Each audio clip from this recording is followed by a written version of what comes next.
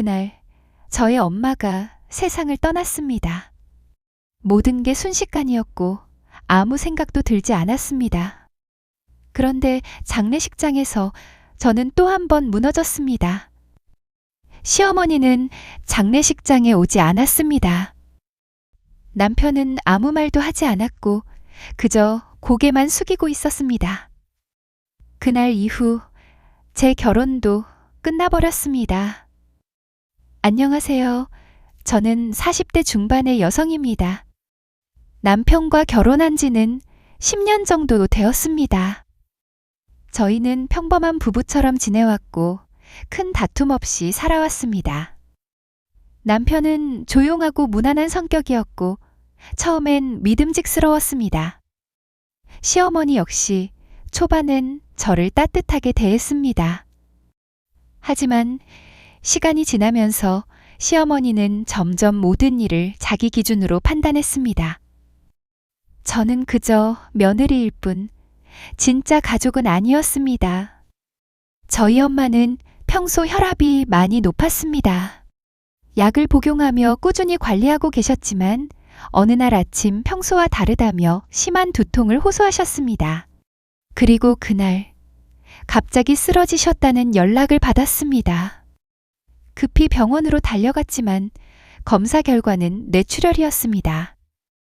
수술을 시도했지만 이미 출혈 부위가 넓어 손 쓸 수 없다는 의사의 말이 이어졌습니다. 그날 이후 저는 매일 병원을 오가며 엄마 곁을 지켰습니다. 남편에게도 함께 가자고 했지만 그는 일이 많다며 대부분 혼자 다녀야 했습니다. 시어머니 역시 그 소식을 듣고도 별다른 반응이 없었습니다. 그저 나이 들면 그런 일도 생기는 거지 라며 무심하게 넘기셨습니다. 그 말이 당시엔 그저 무뚝뚝하다고 느껴졌지만 지금 돌이켜보면 모든 시작이 그 무관심에서 비롯된 것 같습니다. 그리고 몇 주 뒤 결국 엄마는 깨어나지 못하셨습니다. 저는 병원에서 바로 장례식 절차를 진행했습니다. 정신이 없었고 그저 해야 할 일들만 기계적으로 처리했습니다. 그리고 시어머니에게 전화를 걸었지만 돌아온 대답은 차가웠습니다. 몸이 좋지 않아 장례식장까지 오기 어렵다는 이유였습니다. 시어머니의 말을 듣는 순간 깊은 실망이 밀려왔습니다. 그래도 혹시나 마지막에는 오시겠지 하는 마음으로 기다렸습니다. 장례식장은 발인 전까지 사람들로 붐볐습니다. 친구들과 동료들, 친척들까지 찾아왔지만 시어머니는 끝내 모습을 보이지 않았습니다. 남편에게 시어머니 소식을 물었지만 남편은 어머니가 몸이 좋지 않아 오기 어렵다고 말했습니다.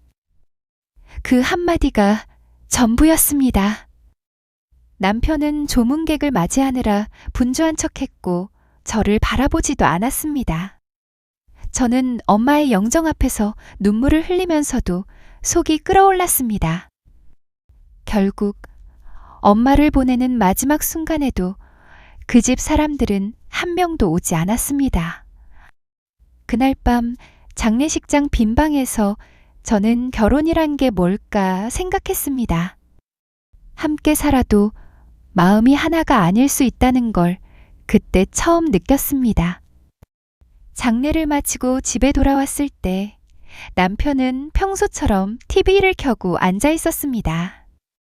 남편은 마치 아무 일도 없었다는 듯 어머니도 마음이 불편하셨을 거야 라고 말했습니다. 그 말을 듣는 순간 온몸에서 힘이 빠졌습니다. 마음 한켠에는 치밀어 오르는 분노와 허탈함이 동시에 밀려왔습니다. 며칠 동안 쌓였던 감정이 한꺼번에 무너져 내리는 기분이었습니다. 이 사람은 끝까지 나를 이해할 생각이 없다는 걸 그때 확실히 느꼈습니다. 며칠 뒤 시어머니에게서 연락이 왔습니다. 장례식에 참석하지 못한 건 어쩔 수 없었다며 이제 남편에게 잘하라는 말만 남겼습니다. 그 말을 듣는 순간 모든 정이 떨어졌습니다. 그리고 이 사람들에게 저는 가족이 아니라 그저 남의 집 딸이자 귀찮은 존재일 뿐이었다는 것을 깨달았습니다. 저는 남편에게 조심스럽게 제 마음을 이야기했습니다. 엄마가 돌아가셨는데 그쪽 집에서 아무도 오지 않은 게 너무 상처라고 말했습니다. 하지만 남편은 무표정한 얼굴로 앉아 있었습니다. 굳이 그걸 문제 삼을 일이 아니라며 어머니도 사정이 있었다고 했습니다. 그 말을 듣는 순간 눈물이 쏟아졌습니다. 남편은 끝까지 시어머니의 편이었습니다. 그날 이후 우리는 거의 대화를 하지 않았습니다. 식탁에서 밥을 먹는 시간조차 서로에게 의무처럼 느껴졌습니다. 그때부터 저는 이 집에서 왜 계속 버티고 있는지 스스로에게 묻기 시작했습니다. 며칠 뒤 시어머니가 다시 전화를 걸어왔습니다. 목소리에는 미안함보다는 불만이 묻어 있었습니다. 이제 마음을 추스르고 남편에게 잘하라며 장례식은 장례식이고 살림은 살림이라 말했습니다. 그 말을 듣는 순간 지난 몇 주 동안 참고 눌러왔던 감정이 한꺼번에 터져 나왔습니다.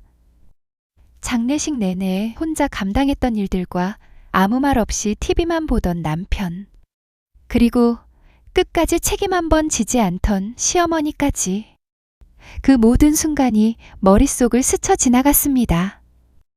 저는 그 전화를 끝으로 시어머니의 번호를 차단했습니다. 다시는 그 목소리를 듣고 싶지 않았습니다. 그날 밤 저는 남편에게 이제는 이 결혼을 더 이상 이어갈 자신이 없다고 말했습니다. 남편은 처음엔 믿기지 않는다는 듯 저를 바라보더니 저에게 예민하게 굴지 말라고 했습니다.